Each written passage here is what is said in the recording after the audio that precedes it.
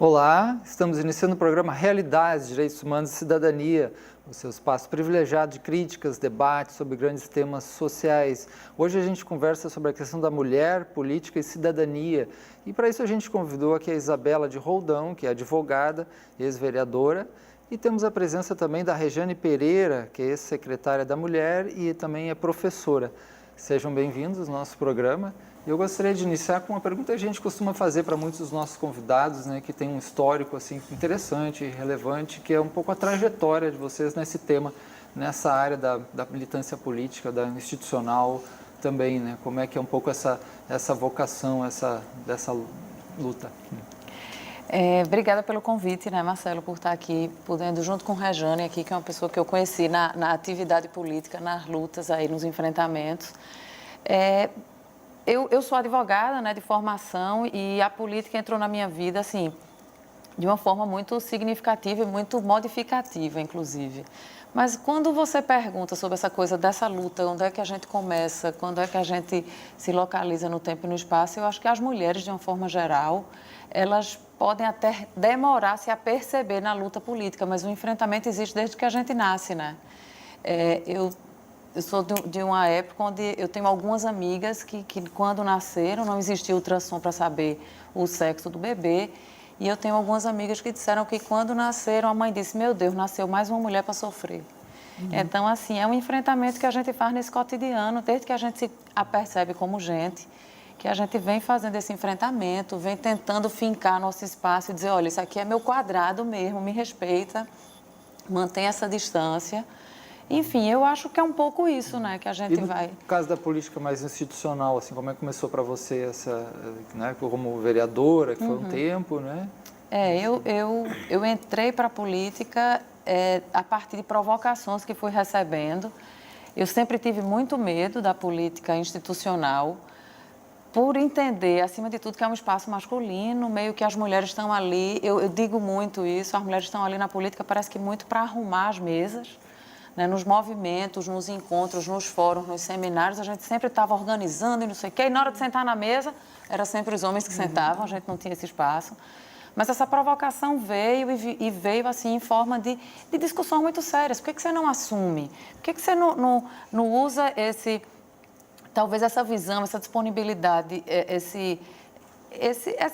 esses potenciais mesmo para discutir a questão, por exemplo, da mulher, a questão da juventude, a questão da criança, a questão, né, da sexualidade de uma forma geral? Por que não usa esse espaço institucional para levar essas discussões de forma mais ampla?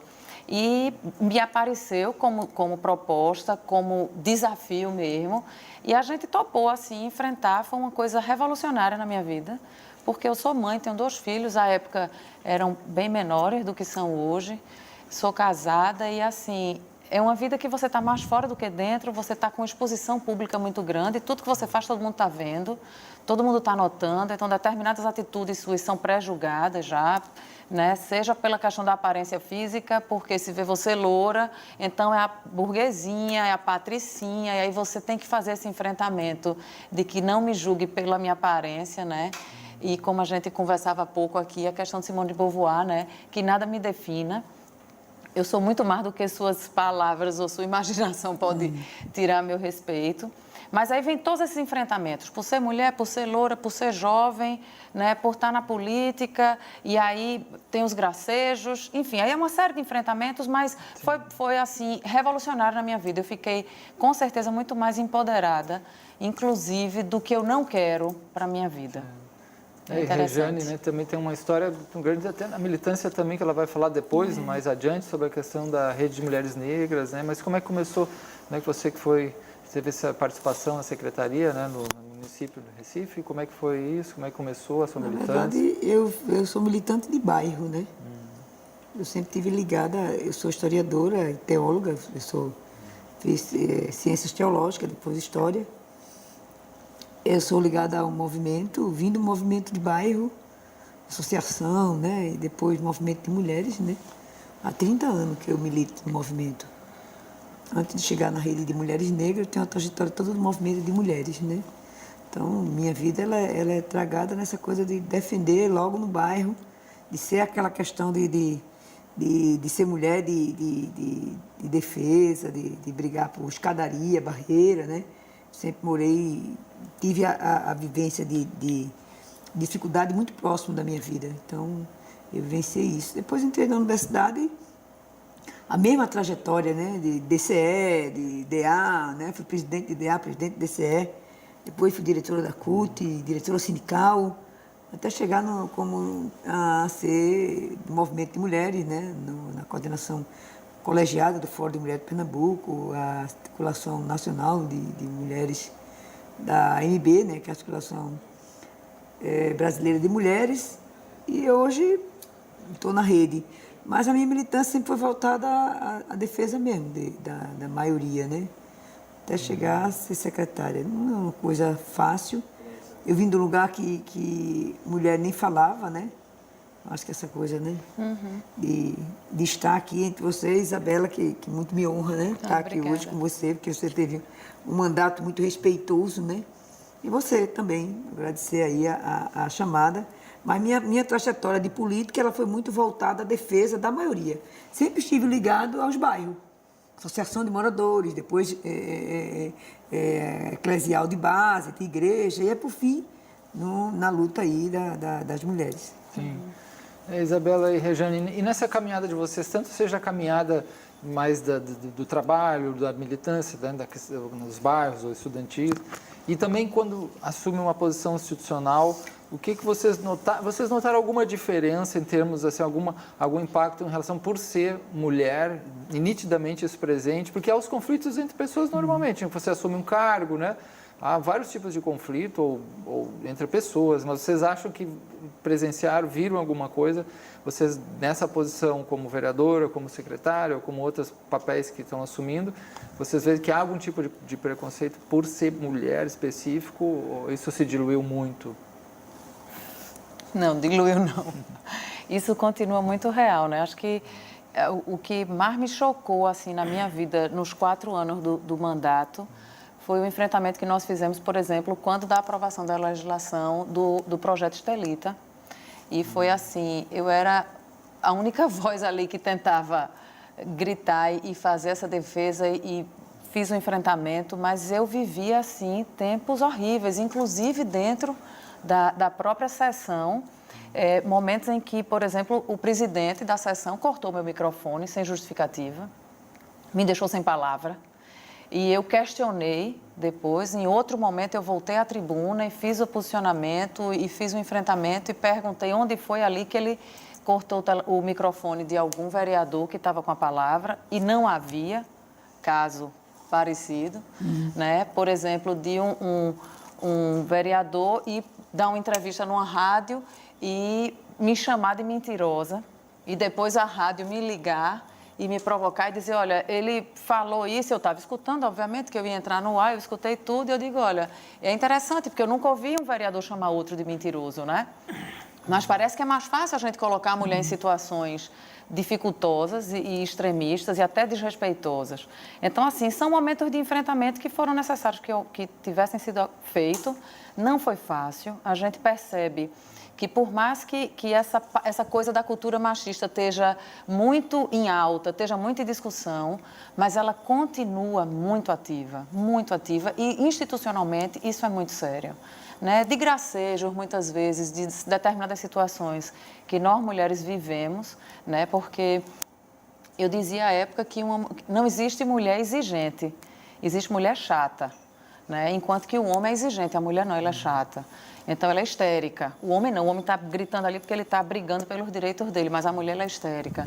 Então, são estereótipos que vão deixando a gente dentro de uma caixa e meio que enclausurando e dizendo assim, fica quietinha, aguenta tudo para poder ser a boazinha, ser a que se relaciona com todo mundo, né? Você falou de gracejo, né? Também a gente fez um programa aqui que vai bem além, que a questão até do assédio, né? Que no caso, né, assédio no trabalho, mas aí no caso das mulheres tem esse agravante também, né? Não sei se você também... Ser mulher não é fácil aqui, nem em canto nenhum, né? Não tem lugar fácil. A própria condição de nascimento, né, que a gente nasce, não é fácil, né?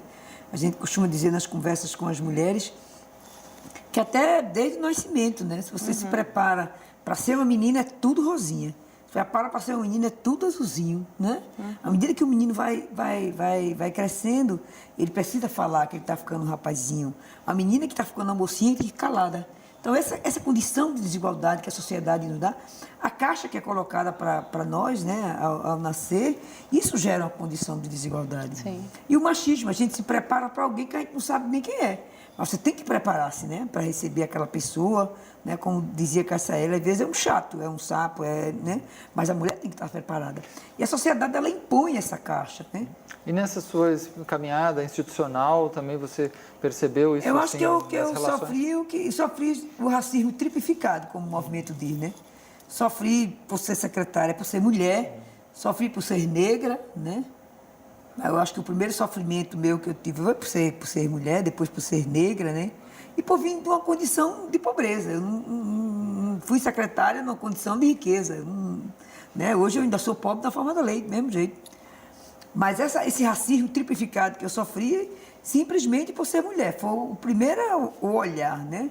Como é que uma moça que veio lá do Córrego de Euclides coordenou o Fórum de Mulheres de Pernambuco e uma articulação do movimento de mulher de bairro, porque eu vim da articulação do movimento de mulher de bairro, da cidadania feminina, aquelas mulheres do apito, né? Que eu vim desse lugar. Essa é interessante, a mulher do apito é aquela que eles se protegiam, apito quando com a a mulher violência, está né, em situação doméstica. de violência, uma outra apito e tal. Então, eu vim dessa condição de enfrentamento à violência. Vai ser secretária do Recife. Mas aí as pessoas ficavam assim, horrorizadas, né? Hoje, quando eu vejo que eu fiquei com o título e alguém ficou, né? Mas eu fiquei com o título, onde eu vou as pessoas ainda reconhecem. Mas não foi fácil. Essa condição de ser mulher, para a gente, ela é muito desigual. Muito. Eu lembro que tem lugares que eu estava que as pessoas ficavam perguntando, cadê a secretária? Eu digo, rapaz, estou esperando ela também. E eu estava ali, né? Ali pertinho. Então, é muito complicado isso. Que a sociedade, ela impõe a você um lugar. São os estereótipos, Né? né? E não pergunta.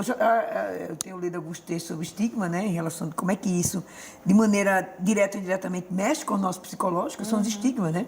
Sim. Você monta um padrão de pessoa e se eu fugir daquele padrão, eu estou fora da sociedade, né? Como nós mulheres negras, nós fugimos desse padrão. Então, como secretária também, eu fugia desses padrões, né? Esperava que eu fosse botar a chapinha, que eu melhorasse, né? Isso eu não fiz. O cabelo ficou durinho, do mesmo jeito, os vestidos, os anéis, né? Eu tenho uma relação com o movimento de respeitabilidade mesmo. Eu sou uma mulher negra. Então, essa condição, ela para mim, foi favorável como mulher, né? Como mulher negra, mas não era o que a sociedade queria ver. Ninguém quer ver uma secretária da mulher com o cabelo lá em cima, né? Cabelo black, com os vestes. Você quer ver alguém, assim, ela, né? Como diz um amigo meu, hétero, sexual, cristão, bonita, né? Então, esse estereótipo, né? E quanto à representação mais institucional, né, parlamentar, como é que vocês veem essa participação da mulher, né? Claro que a gente teve também no Brasil, inesperadamente, de alguma forma, mas eu acho que representou também a presidenta Dilma, né? Representou também um crescimento do que já vinha acontecendo na sociedade, do papel da mulher no trabalho, que aumentou vertiginosamente nas últimas décadas e tudo mais. Mas como que vocês veem assim essa participação, porque ainda é pequena, por exemplo, em termos municipais, aí é o quê? 6, 7 vereadoras, né, para 39? Em termos estaduais, mas a mesma coisa para mais, 49, eu não sei, mais ou menos, né, Isabel? Eu digo que essa coisa o começo, o meio e o fim da trajetória da presidente Dilma, acho que representa um tanto desse sofrimento das mulheres, né? De que como os homens se sentem podendo colocar e tirar, né? Eles acham que colocam e eles acham que eles também tiram e tem toda uma cultura de dominação muito grande e que, obviamente, está ligada à questão da sexualidade. Não tem como a gente afastar isso, é real, né? Dizer que as mulheres ocupam hoje, talvez mais da metade dos espaços de trabalho em relação aos homens, existem mais mulheres nas universidades, nos lugares de trabalho, mas essas mesmas mulheres continuam ganhando menos que os homens. Então, é fato. Né? Quando a gente enxerga os espaços de poder, efetivamente, é que a gente se depara com a desigualdade gritante. Os espaços de poder continuam destinados aos homens. Né? dificilmente a gente consegue discutir possibilidade de nomes de mulheres para ocupar, por exemplo, os cargos executivos, né? A coisa da secretaria da mulher, porque loucura que fosse um homem que fosse secretário da mulher. Mas aqui em Recife, o Hospital da Mulher cogitou-se colocar o nome de um homem. Eu era vereadora à época e fiz uma grita tremenda de como é que um Hospital da Mulher vai ter o nome de um homem? Quer dizer, é rechaçar que a gente vive efetivamente numa cidade extremamente machista, dominada por homens. Onde sequer um hospital que é destinado às mulheres vai ter direito ao nome de uma mulher. Mas é o machismo que a gente vê no processo de dominação, né? Esse machismo, ele realmente interfere, porque ele mata, né, na vida das mulheres. O movimento tem apontado que para vencer algumas coisas tem que vencer o medo, você ainda para vencer esse medo, você ainda chega até a porteira, chora e volta. Sim. Né? Porque não é fácil também você superar alguns lugares. A presidenta Dilma, eu lembro que apareceu uma imagem da presidenta Dilma, ela com os órgãos genitais abertos, para você colocar gasolina. Isso. Foi um adesivo que circulou aqui, inclusive em Recife, né? Criado aqui na cidade. Se fosse um homem, você jamais faria isso. Ela perdeu o lugar simplesmente por ser mulher. E o que a gente tem dito, né? O feminicídio. Você morre simplesmente por ser mulher. Isso. O que aconteceu com a presidenta Dilma, aconteceu com todas nós. Porque quando a mulher é violentada, todas nós somos, né? Eu lembro que no processo eleitoral, me incomodava tanto porque você tem as entranhas vistas. Né? Você despe as mulheres de uma maneira assim, vergonhosa, e toda mulher fica aposta, né? Mas eu continuo dizendo, esse machismo, ele é, na sociedade, muito gritante, né? Muito sutil, mas a gente sabe do lugar, e o que Dilma sofreu, qualquer uma de nós poderíamos ter sofrido. Né? Porque você vivenciou também foi o machismo. Sim. Você tinha condições suficientes dentro do partido de se eleger, tenho certeza disso. E por que as mulheres não se candidatam? Né? Porque a gente tem nesse universo federal mesmo 540 e você tem 80, 84, né? Você conta dedo qual a mulher que vai fazer essa defesa. Porque as mulheres acham também que não está em condições de defender. Nós temos vereadoras que ainda defendem que a mulher venha e a mulher ainda seja submissa ao homem. E foi a mais votada. Né? Então, essa representação institucional que a gente tanto quer, ainda não é para nós esse lugar que é dado. Apesar de que a presidenta Dilma, ela contribuiu muito para que a gente pudesse, pelo menos, sonhar em chegar naquele lugar. Minhas netas podem sonhar nesse período, né? Certo, a gente está conversando aqui, né, sobre esse tema bastante relevante, bastante importante, a questão da mulher, a participação política e a sua cidadania, né, os seus papéis que são colocados, mas a gente tem que fazer agora um pequeno intervalo, voltamos logo em seguida.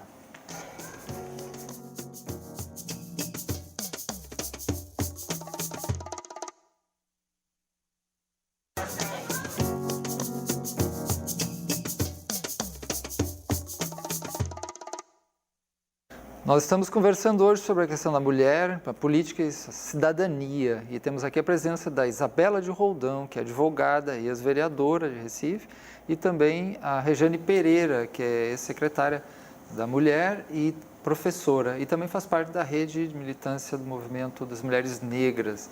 E justamente a Rejane falava sobre a questão de um certo tipo de visão legislativa, né, de algumas, até você falou no caso de vereadora, né, e algumas visões até ligadas à religião que pregam um papel da mulher assim um pouco mais, vamos chamar mais convencional, mais, né, um papel tradicional, do papel um pouco mais submisso ao homem de alguma forma, né?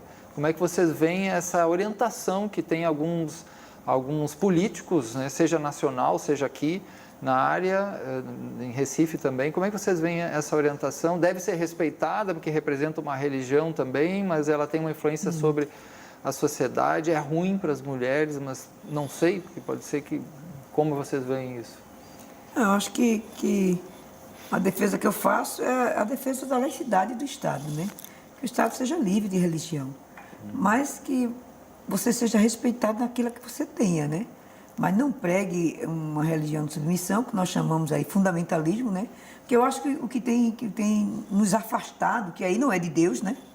Porque a religião, ela veio para ligar, ela não veio para afastar, né? Então, se ela não liga, ela afasta, isso não é de Deus, né? Porque Deus veio para unir, como é que ele vai me afastar, né?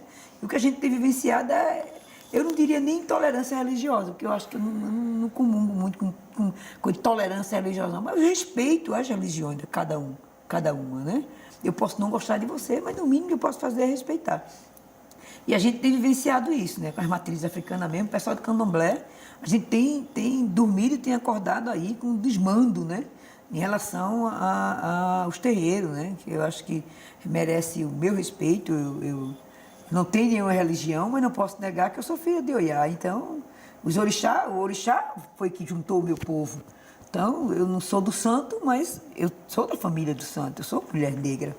Então, isso também tem que vivenciar. Agora, esse fundamentalismo, você tem uma visão, né, de uma divindade provinciana, uma divindade que provém também, né, que provém da riqueza, que só ele vai dar a riqueza, e que você estiver fora dali, você não tem salvação. Isso é ruim, porque você começa a ver um lado só das pessoas, né? E esse lado só é que realmente nos incomoda. Você, numa década, num período hoje, 2017, você pegar que a mulher tem que estar submissa ao homem, e você pega alguém no Córrego de Euclides, ou Nossa Senhora de Fátima, José Bonifácio, que já tem aquela condição de subalternidade ao homem, a tendência é você ficar mais violenta. Que a mulher vai dizer assim, olha, essa é a minha condição. E a gente sabe que para vencer a violência, as mulheres têm que romper o medo. Como é que eu vou romper o medo se todo dia eu estou escutando que meu lugar é aquele? Né? Então, o fundamentalismo, né, ele prega realmente essa submissão. E a gente tem uma casa legislativa que a gente pensava que ia ter apoio, é justamente ao contrário. A gente não tem. Né? E agora vou impor o ensino religioso. Essa semana o movimento estava dialogando da questão de vocês ter o ensino, ser obrigatório o ensino religioso em sala de aula. Eu fiz ciências teológicas. Não sou contra nem a favor, não. Eu queria que a minha não prevalecesse. Você está ensinando ensino religioso, é a sua que prevalece como professora ou como professor. Né? Então, você tem que ter muito cuidado quando você lida com a questão se é o ensino religioso, é o ensino das religiões. Porque aí, e não da minha religião ou da sua, né? Que as crianças né? possam aprender a história das religiões. Né? Mas tem escola que ainda reza o Pai Nosso, Ave Maria, tem uma que ainda ora, né? Você vê na Câmara, a Câmara Municipal nossa, 9 horas da manhã, tinha lá um cara que era vereador, que era pastor, que ele fazia a pregação, né? Pregava. A Câmara Federal também a gente vê isso, né? A maioria, a bancada evangélica, né? Que é a bancada aí da Bíblia e dos 3B, que o movimento costuma dizer, eles fazem realmente um culto, um horário de trabalho, né? Sobe em ônibus, tudinho, né? Eu acho que essa coisa que Marcelo provoca a gente a refletir é uma questão, assim, muito séria, que a gente precisa realmente entender a quem... Primeiro, a política, ela não é um ser extraterrestre, né? É tirada da sociedade, serve, né? E, assim, na verdade, a quem serve, né? A quem é mais cômodo que se permaneça essa submissão, né? De que se permaneça essa mulher aí controlada, quieta, amarrada, castrada, domesticada mesmo, né? Que você esconde a política, né? Isso, não, porque você esconde da política, você esconde dos espaços de poder, você esconde da própria discussão, de orientações, por exemplo, domésticas mesmo, no seio doméstico, no seio do lar, um casal hétero que tem filhos. Quem decide o rumo dessa família? É o homem, é a mulher ou são ambos, né? O ideal seria que a discussão houvesse entre os dois para que se chegasse a um entendimento, mas quando você coloca a mulher sempre nessa posição de submissa, essa decisão é sempre tomada pelo homem. E ela está ali para obedecer, sim, senhor, não, senhor, e seguir. Então... Vocês acham que essa orientação, assim, que são muitas orientações, mas uma certa orientação que vocês trazem na questão fundamentalista, ou um pouco mais religiosa, alguns ligam com uma certa visão neopentecostal, porque também neopentecostal é uma coisa complexa, né? Ela tem base, isso ocorre porque eles vão buscar isso, por exemplo, num texto sagrado, no judaísmo antigo, que tinha essa tradição, que na verdade até antes do cristianismo, né? Tem lá refletia aquele machismo de 3.000 anos, 2.000 anos atrás. Ou vocês acham que isso também reflete um pouco a insegurança diante da crise do tempo? Assim, as pessoas querem achar uma coisa mais tradicional também, mais segura, né? Um modelo de família altamente alterado, ou tem as duas coisas? Marcelo, na verdade, quando a gente pensa um pouco sobre isso, eu tenho um entendimento da seguinte forma, veja, a quem convencionou-se criar essa submissão? né? É a dominação do patrimônio, minha gente. Isso tudo está ligado ao capital, infelizmente. É a decisão onde, se você não dá espaço para a mulher, por exemplo, a discussão da gente hoje é política, cidadania, como é que a mulher transita nessas esferas, né? Se você não dá espaço, por exemplo, para que as mulheres atuem de forma livre, que o que nós temos ainda hoje são mulheres colocadas na política pelo marido, pelo irmão, pelo pai, né? E a quem que essa mulher na política serve? Ela está servindo ao pai, ao irmão, ao marido, à igreja, a que segmento? Ou ela está ali, um ser pensante, para estar discutindo, para estar refletindo sobre as políticas públicas que vão, sim, discutir a questão da mulher. Todo o tempo eu dizia aqui, eu me lembro muito que a gente fazia muita discussão no mandato, e eu dizia, a nós mulheres não nos interessam os vagões rosa. Eu não quero isolamento dos homens. Eu quero transitar em qualquer que seja o vagão com respeito. Quando a gente trata da questão do assédio, a gente puxa o assédio institucional, mas basta que você avalie a vida de uma mulher dentro do transporte coletivo. É terrível. E a gente viu recentemente um cidadão que ejaculava no pescoço das mulheres dentro de um ônibus. Quer dizer, que nível de segurança é o que a Rejane está trazendo? Como é que eu consigo me libertar dessa teia do medo e que me coloca sempre como a que precisa ser protegida, a coitadinha que não pode estar só, isolada. Como é que eu me liberto disso e começo a entrar nos espaços de poder que tem sim a caneta na mão para decidir? Se eu estou trancada dentro de casa com medo ou simplesmente controlada por um marido, por um pai, por um irmão, né? Por uma sociedade de uma forma geral, inclusive por outras mulheres, claro. Sim. Porque nós mulheres somos fruto do meio. É como você não tem a política, né? Você tem que dar resposta à sociedade imediática. Pernambuco vivencia isso, né? Você tem que dar respostas imediatas, midiáticas. E o fundamentalismo, ele é um projeto de submissão para o mundo, né? Não é só privilégio nosso, não. O mundo todo tem hoje, né, esse bojo aí do fundamentalismo. Mas o movimento negro tem dito, entre direita e esquerda, entre discussão disso, daquilo, eu continuo sendo preta. Né? Eu continuo sendo uma mulher negra. De que é a mulher também que eu estou falando que está dentro de casa. Né? Essa questão que o movimento chama de que o privado é público, você ainda tem muito mundo do privado em relação a isso. Então, como você não tem a política, a tendência é você colocar a mulher no mundo do privado. Porque ela está caladinha mesmo. Claro. Então, quando eu, que tenho uma certa fala pública, eu sou uma legislativa, eu tenho um Deus como meu salvador, e tiro a minha responsabilidade, perco o livre-arbítrio e coloco o nome de Deus, aquela mulher pensa que aquele é o lugar dela. Sim. Se ela que é religiosa, ela que é minha representante, diz que eu tenho que ser assim, então é assim que eu vou estar. E o Estado brasileiro não tem política de enfrentamento ao fundamentalismo? Não tem. Você não tem nenhuma política que diga assim, olha, o Estado brasileiro, ele é livre de religião, você pode também não ter religião. A gente não tem no Estado, e aí uma coisa que a gente precisa refletir, veja, há quanto tempo na humanidade a gente vive a violência doméstica, né? As mulheres são vítimas de violência. E há quantos anos que nós temos a Lei Maria da Penha? Né? Então, assim, isso mostra, de fato, que não tem mulher discutindo política pública para a mulher. Porque a Lei Maria da Penha não foi uma coisa inventada, criada, nascida, não, vamos tirar essas folhinhas aqui, juntar e escrever. Não foi. Isso é fruto de uma discussão que vem há quantos e quantos e quantos anos acontecendo. E a gente tem uma lei que tem o quê? 15 anos?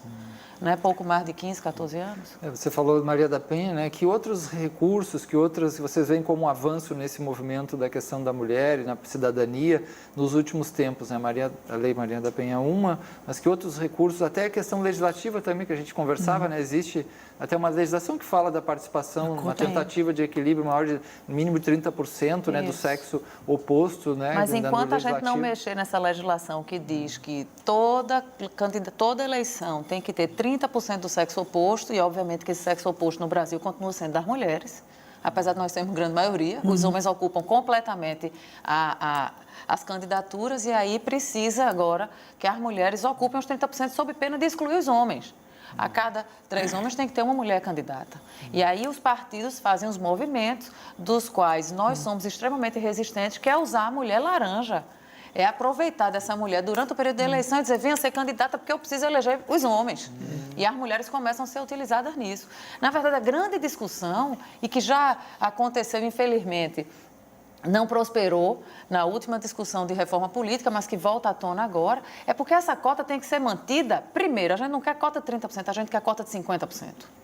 Segundo, paridade, né? Que é a paridade. Segundo, se essa cota não sair do campo de candidatura, a gente vai continuar sendo subrepresentada, porque a gente tem menos de 10% na esfera federal.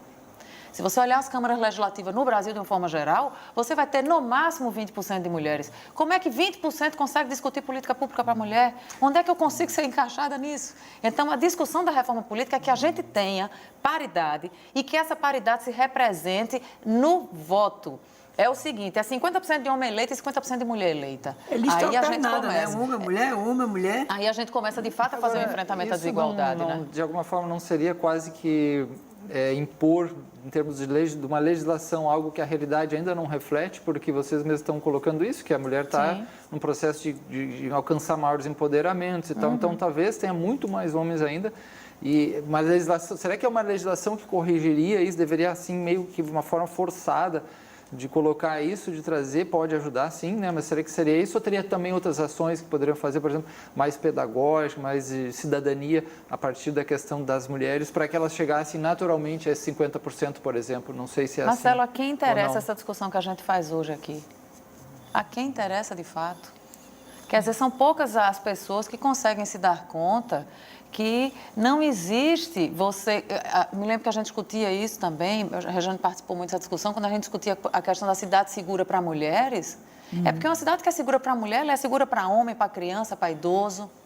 Então, assim, mas aí eu volto à questão inicial, a quem interessa discutir política pública para a mulher? Se a mulher tem que estar dentro de casa cuidando dos filhos e tomando conta da propriedade, entre aspas, porque ela não tem o domínio. Até um dia desses as meninas casavam como sendo o pai das meninas responsável pela festa. E o pai do noivo comprava o apartamento. Numa separação, essa mulher ia para onde? Para casa do pai, porque o apartamento era do noivo. E muitos hoje ainda. A gente teve uma discussão essa nos habitacionais, né, federal, de que muitas vezes, Recife mesmo fez uma lei, né, em 2001, quando o governo popular assumiu, de que a casa teria que ser no nome das mulheres. Aí o que o cara fazia? O cara fazia, ele tomava a criança. Porque tinha uma brecha na lei dizendo, se ele ficar com o menino ou com a menina, a casa pode ser dele. Ele pode ficar. Aí ele dava inteira para ficar com a criança. Pois é. Né? Até bem pouco tempo você ainda morria em nome da lei, em nome da honra, né? Sim, em nome da honra, você podia matar. Podia matar em nome da honra. Claro, em caso de traição. Isso era aceito, inclusive, no Código Penal. Mas o homem mesmo que tem várias mulheres, ele é um garanhão. Né? Ele é um machão. Mas se eu tiver vários homens... Perverso. Uma coisa é muito perverso. Quer um exemplo disso? Quando a gente assiste ou lê uma reportagem, uma notícia de que um bebê recém-nascido foi encontrado na lata do lixo, uma mãe pariu e jogou, e essa mulher perseguida, condenada, julgada e presa. E ela não jogou o menino, ela jogou a dor dela. Não, e eu pergunto a você, ninguém, hora nenhuma, perguntou pelo pai dessa criança. Quem é o pai desta criatura que não está ali para ser preso filho, também? Né? Me dê 2 meninos, me dê uma menina e um menino. Pois é, mas a responsabilidade continua nas costas das mulheres. Por exemplo, ninguém diz, tem uma criança mal educada aqui, ninguém diz, esse menino não tem pai não, mas esse menino não tem mãe, todo mundo vai dizer, porque a responsabilidade da educação é da mãe, e não do pai, e não do casal. Mas então, esse campo de desigualdade que nós nascemos, ele reflete para a vida. Sim. Né? Esse campo de desigualdade, eu acho que como diz a Ana Hallett, a gente vive tempos sombrios, né? São realmente tempos difíceis para nós. Mas... Como dizia na sala de aula, quem foi que disse que ia ser fácil? É verdade. Não vai. A nossa luta, ela é uma luta desigual.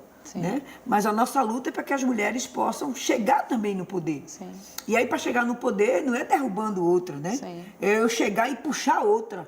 Que é isso que o movimento recomenda. Uma sobe e puxa a outra. É interessante isso que a Isabela colocou também, porque às vezes pode ser uma mulher, né, que se elege ou tudo mais, que está lá, mas que está representando algo muito diferente dessa pluralidade do feminino, dessas lutas, né? Ela está a reboque de uma questão mais totalmente familiar, ou até de uma religião, ou de algo que às vezes pode ser até patriarcal, né? Então, Recife vivencia isso, né? Você tem várias vereadoras que você conta com uma, duas. Né? Quando você estava mesmo como vereadora, como mulher, só podia contar com o seu mandato. É verdade. Pois é. O mandato uma popular. discussão que a gente não conseguia avançar. Né? Da questão da diversidade, da questão racial, né? Não, nós tínhamos parceiros homens, né? Temos vereadores homens. Mas em relação às mulheres, a gente tinha pouca parceria, né? Tinha pouca. Quando a gente ia procurar, na questão da vida das mulheres mesmo, pela vida das mulheres, na questão racial, você tinha poucos aliados. Né? Claro, porque interessa a poucos a discussão. A questão de gênero mesmo, a gente penou, fizemos uma blitz, né? gabinete, né? Você mesmo nos recebeu quando a gente fez aquela blitz em relação à questão de gênero junto à universidade, e só teve o seu gabinete e o de Marília. Foi um que disse, não, eu vou apoiar como mulher. Não, apoio a questão de gênero. Mas teve vereadores que disseram, olha, eu não apoio, porque gênero vai ensinar a fazer sexo na escola, não sei o quê, babá. E eu disse à vereadora, nem eu sei fazer, quanto mais aquela criancinha ali, né? Então, né? Porque é uma coisa que a escola tinha que ensinar. Claro. Só para informar também o nosso telespectador que a gente chegou também a convidar, a contatar, né, a vereadora Michele Collins também não pôde participar por vários compromissos, né, nas tardes dela. Também a professora Liana Lins, que também trabalha muito a questão da mulher na Universidade Federal, mas também, quem sabe, mais adiante a gente pode trazer para cá para essa discussão, que é um tema bastante amplo, né? Mas agora vamos fazer um pequeno intervalo e já voltamos logo, logo.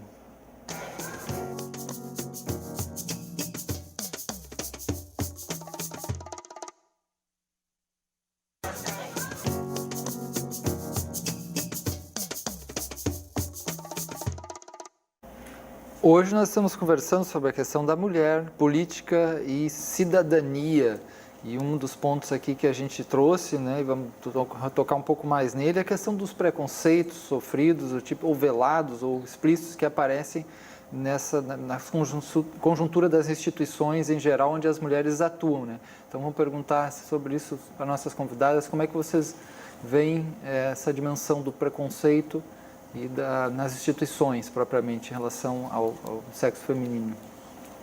Eu acho que a coisa do preconceito, ela está muito clara quando você começa a perceber a diferenciação, por exemplo, nas representações. Se a gente está no campo público, a gente enxerga o universo masculino presente em tudo, inclusive, obviamente, nas legislações e nas políticas apresentadas para discussão, né? E no campo privado a gente enxerga, primeiro, a desigualdade salarial e, segundo, que nos espaços de poder os homens continuam sendo a grande maioria, né? Então, assim, é muito claro essa coisa do preconceito e óbvio que enquanto que a gente discutia isso, eu acho que no primeiro bloco, que agora no último bloco, será que discutir somente a coisa da cota e exigir que essa legislação, que seja eleito a paridade, 50% mulheres, 50% de homem, será que é isso que resolve? Mas ao mesmo tempo eu pergunto, e o que é que seria a alternativa? Seria a discussão pedagógica? Seria discutir isso dentro de sala de aula? Mas quem vai permitir que essa discussão aconteça? Se a lei é formada pelos homens e os homens continuam se elegendo?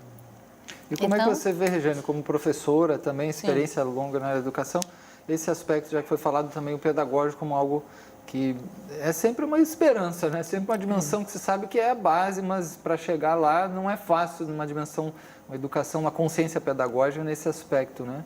Eu tenho dito na minha vida, é uma questão de Regiane Pereira, eu acho que não é fácil defender a educação, né? Porque todo mundo educa e ninguém educa. Né? Com a questão de gênero mesmo, a gente tem o Estado de Pernambuco, ele assanhou em não estar com a discussão do diálogo de gênero na escola, o movimento deu em cima e abriram, o município, a gente teve um diálogo de não permitir o diálogo de gênero na escola, mas o município tem dito, né, pelo menos que dá para dialogar sobre a questão de gênero. Eu, como professor, estou instalando agora em dezembro um núcleo de gênero e direitos humanos na escola, né, que eu ensino. Porque são os lugares, né, que é dado às mulheres. Como são os lugares que não são dados, né? Então, essa discussão de gênero, direitos humanos, relações étnico-raciais, elas são muito caras para a gente, né, de fazer o campo da defesa. É muito difícil você defender gênero, defender negro, defender direitos humanos. Então, na escola, eu digo sempre que a escola é o lugar que menos nos aceita. É a escola. É o lugar que deveria educar além dos corpos, né? Você ainda educa menino e menina. Menino é assim, menina é assim. Você não permite as diferenças.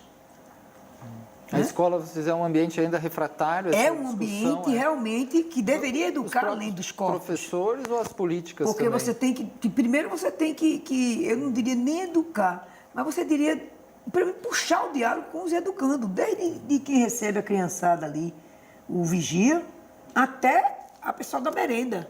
Você fazer esse diálogo de gênero, porque é a desigualdade de gênero que nos afasta. É essa desigualdade de gênero que nos afasta.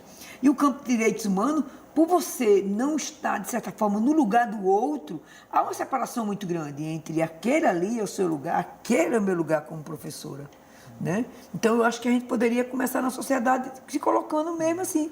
Se fosse comigo, o que é que eu teria como pedagogia? Eu tenho a impressão, né? Será que algumas pessoas não têm uma ideia assim bem precária da discussão de gênero, tanto quanto a discussão, por exemplo, de direitos humanos? Tem pessoas que entendem direitos humanos como defesa de bandido, assim, uma coisa extremamente limitada, né? Eles não compreendem toda a dimensão de uma luta muito maior aí dentro. E de gênero talvez também, porque, por exemplo, fala, discussão de gênero, o que é isso? É brigar homem com mulher, é ficar as mulheres, né, empoderamento das mulheres, mas é um relacionamento, uma guerra de sexo. Relaciona gênero a sexo. A sexo. Você sempre está relacionado à questão de gênero a sexo. Ou o que dito agora, ideologia de gênero, né? Inventaram até uma outra categoria de ideologia de gênero. Está ligado muito a isso. Mas se você tivesse isso no campo da educação, direitos humanos, eu acho que é tão perverso o diálogo na educação em relação a direitos humanos, é como você não se visse. Mas não é que isso não esteja na educação. Recife, eu acho o plano de educação muito avançado. As diretrizes de educação são muito avançadas, independente de eu apoiar ou não o governo, mas são diretrizes muito avançadas. De dizer assim, o diálogo de gênero, raça e direitos humanos, ele tem que compor o diálogo de cidadania. Veja que coisa bonita, está lá nas diretrizes do plano. Mas eu não posso fazer isso, porque eu não aprendi isso na universidade.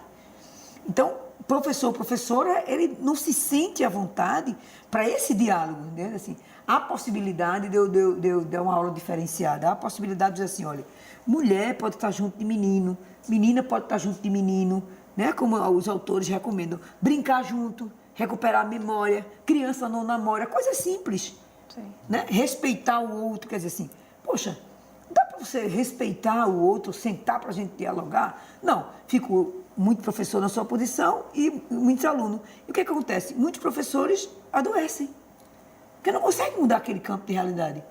Você não consegue mudar. Você não consegue mudar porque você também não se permite como profissional, né? Porque também está nessa mesma criação, né? Na mesma é um desafio para criação. todo mundo vivenciar isso e enxergar sob outra ótica para Enxergar modificar, né? esse caminho Mudar que a não é gente... fácil. E aí eu concordo com você, desde o início que você falou.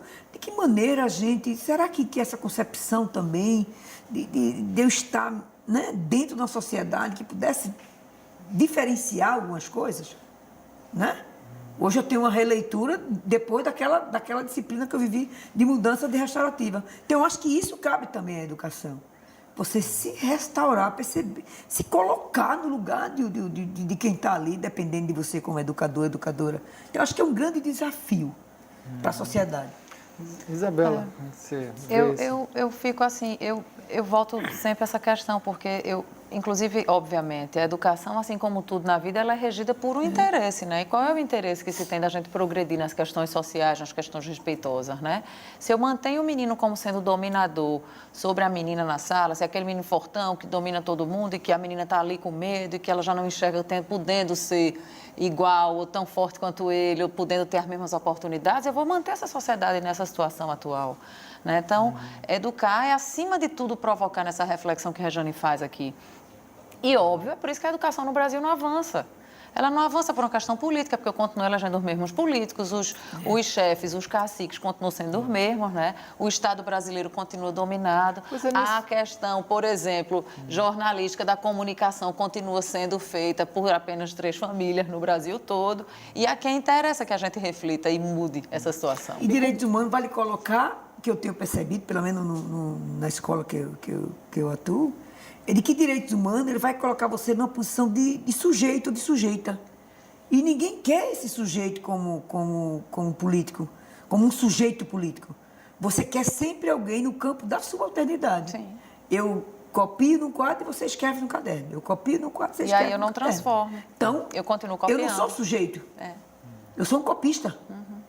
Claro. Né? E com esse atual modelo essa orientação, né, de eleitoral que a gente vive no Brasil, vocês acham que é possível trazer uma melhoria, uma maior igualdade social, até também uma maior participação das mulheres, né? E também, principalmente no meio popular, né, Rejane, que você falava, porque, por exemplo, para eleger hoje um deputado, por exemplo, parece que é muito dinheiro, né? Que tem que ser, difícil. você tem que ter muito dinheiro, muito apoio empresarial. Então, como é que sair dessa situação? Então, você, claro, vai defender mais uma certa classe, né? Como é que vai modificar? Vocês veem uma modificação possível nisso, eleitoral, legislativa, popular? Como é que vocês veem isso?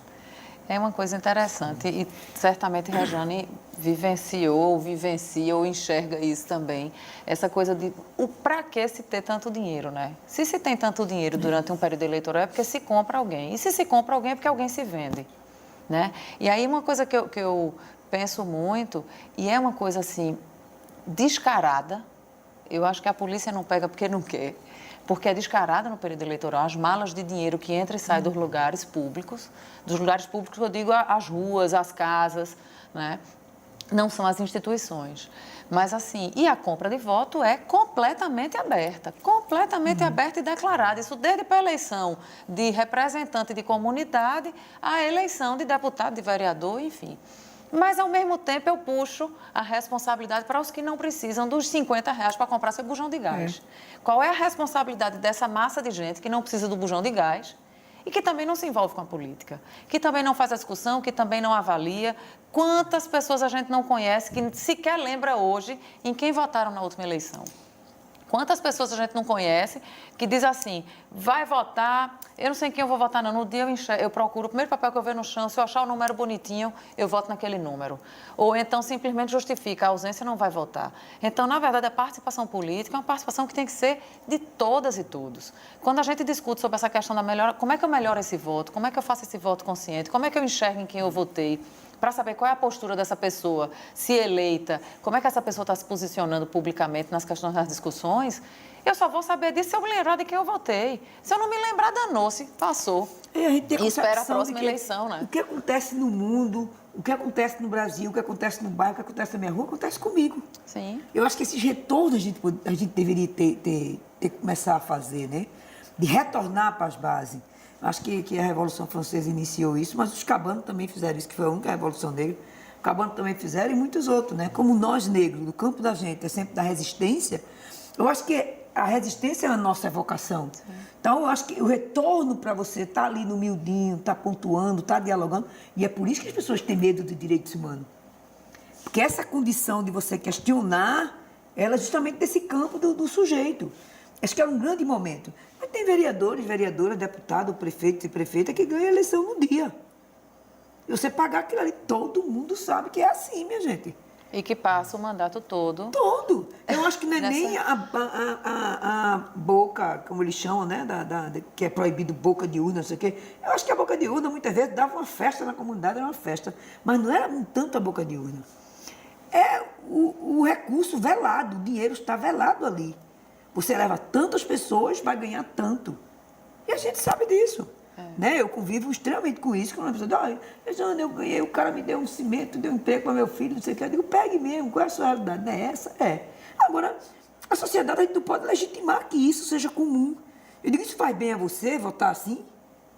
Porque se foi bem a você, mas está fazendo bem a quem? O retorno do voto, ele é o que a gente está vendo agora aqui. Mas aí a gente volta para a questão inicial da educação. Se eu não tenho uma educação crítica que faz uma análise dentro de sala de aula, dentro da universidade, nos locais onde a gente possa dialogar sobre isso, como é que eu transformo? Eu não tenho como transformar. Esse golpe que o Brasil sofreu agora, Veja, eu continuo gerando, 20 anos de eu continuo perda. gerando cidadãs e cidadãos dependentes do bujão de gás.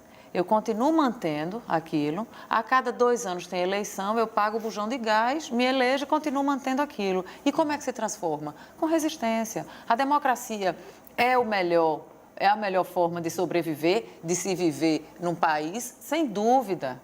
Loucura de quem pensar... Nós avançamos um pouquinho de Pois nada. é, loucura de quem pensar que a ditadura não existia corrupção, existia tanta ou muito mais, só que lá não se podia questionar, né? Na democracia você pode. Falar em avanços, como é que vocês veem esses avanços no campo aí, principalmente do tema da questão da mulher e da política? Que avanços vocês veem que houve nesses últimos anos e que pode gerar talvez uma perspectiva de uma maior consciência, uma maior emancipação, uma maior participação, uma maior igualdade, né, de considerações e tudo mais, de oportunidades nessa questão de gênero mesmo, dentro da questão política. O que vocês veem como positivo e que pode ser potencializado? Você teve no governo popular, independente de eu ter votado nele ou não, mas o Brasil vivenciou um momento muito rico na política, né? A era de 2000. Né? Eu lembro que nós tínhamos 2 agendas no movimento. Uma era justamente a questão da lei, né? De formalizar uma lei de enfrentamento à violência contra a mulher. A outra a gente não teve, que foi a legalização do aborto, não foi possível. E o enfrentamento ao racismo, né? Então, a gente tinha agenda que poderia ter feito pelo Estado brasileiro. E conceber que violência contra a mulher e política para as mulheres é uma política de Estado. Então, eu acho que isso foi favorável. Você ter aquela campanha de mais mulheres no poder, então a gente avançou isso. Os próprios conselhos, né? A criação dos conselhos de política para as mulheres foi um grande marco. As delegacias, porque nós não tínhamos. Computar as mulheres mortas, porque você, antes de dormir, você não computava, né? As mulheres iam num bolo geral. A gente mostrar que era possível você ter uma delegacia específica que pudesse ver aí as dores das mulheres. A própria lei, né? A Lei Maria da Penha, a questão do racismo, né? Do estatuto do racismo e tantas coisas que nós avançamos de 2000 para cá, que depois do golpe, que Recife, Pernambuco e Brasil, ele vivencia esse golpe, você teve perdas incalculáveis. Hoje, eu acho que o que a gente avançou, a gente começa a perder. As cotas na universidade, que eu pensei até que isso já estava consolidado, você vê hoje, ainda discutindo cota. A questão da lei Maria da Penha, que você pensava que estava consolidado, tem alguém que está todo ano tentando abrir a lei para que isso não contemple. A própria diversidade sexual, né, as trans, a gente pensava que isso estava consolidado na sociedade, de ter direito. Hoje você tem perdido os direitos, então a gente tem que ter muito cuidado, porque cada dia que você dorme, a escola sem partido é né? Esse modelo de escola sem partido, como eu posso me pronunciar na política, só em você não ter uma ideologia, não tomar um partido em relação a isso, você já está tomando partido. É verdade. Né? Então, a escola sem partido, para nós, é doloroso isso também, não poder opinar. Então, você tem perdas hoje, eu acho que de 2 décadas que nós perdemos com o golpe. Avanços houveram muitos, né? Mas, assim, eu me surpreendi muito no Dia Internacional da Mulher com a fala do presidente da República, citando a importância da mulher, a exemplo da mulher dele. Afinal de contas, a mulher ela vai ao supermercado, né? Então, ela ajuda na economia porque ela faz compras, né? Então, vê que coisa louca, em que local nos posicionam, nos colocam, né? Reforçam esse papel de submissão e de dominação versus dominação. Sim. Mas a discussão da política pública para a mulher não é uma discussão que é para dizer que a mulher é melhor do que o homem, né? A gente não está aqui numa guerra de sexo para dizer está brigando, é queda de braço, não é esse o objetivo. O objetivo é dizer que a gente tem direitos iguais, que a minha filha pode ser o que ela quiser ser. Era uma coisa que a gente bate demais, assim, inclusive uma das falas mais emocionantes, eu acho que quando a presidenta Dilma venceu a eleição, foi exatamente isso que a gente colocou aqui, é você poder dizer a essas meninas que elas podem ser o que elas quiserem, o que até então para nós era impossível. E eu não estou aqui tratando da questão se o governo foi bom ou foi ruim, o ponto não é esse, o ponto é que uma mulher foi eleita presidente da República no Brasil. Essa mesma mulher que foi eleita legitimamente foi retirada de forma ilegítima, e a gente sabe que foi. Porque muito pior está a situação que está com esse presidente da República que diz que a mulher é importante para a economia porque vai para o supermercado e ninguém fala nada. E as coisas ficam nos conchavos do universo masculino, que é muito mais fácil, vale salientar. A mulher está sempre muito intensa, de muita emoção, de muita coisa. Isso é difícil, mas você escutar palavra de secretário de Estado, como a gente leu aqui há anos atrás, secretário dizer que é difícil negociar com mulher, porque a mulher não sai para tomar cerveja de noite. Isso foi uma reportagem que tornou-se pública aqui. Saiu nos jornais, saiu em rádio, enfim. Mas aí a mulher está sempre posta, ou seja, ela não negocia, ela não discute, porque ela não sai para beber. Veja que loucura. Infelizmente está na hora da nossa cerveja ou do nosso chá, do nosso jantar, né? Porque o tempo acabou. Então agradecemos aí muito. Antes vamos divulgar o nosso e-mail, que é importante, realidades.tvu@gmail.com, realidades.tvu@gmail.com. Temos também a rede social, né? No Facebook, Realidades TVU. Temos lá uma rede social com as fotos, com os temas e tal, que a gente está discutindo. Então, agradecemos muito a presença aqui da Isabela de Roldão, né, que é advogada, ex-vereadora, e também da Regiane Pereira, que é professora e secretária da Mulher de Recife. Obrigado a todas. Até a próxima. Que bom, obrigada. Obrigada também.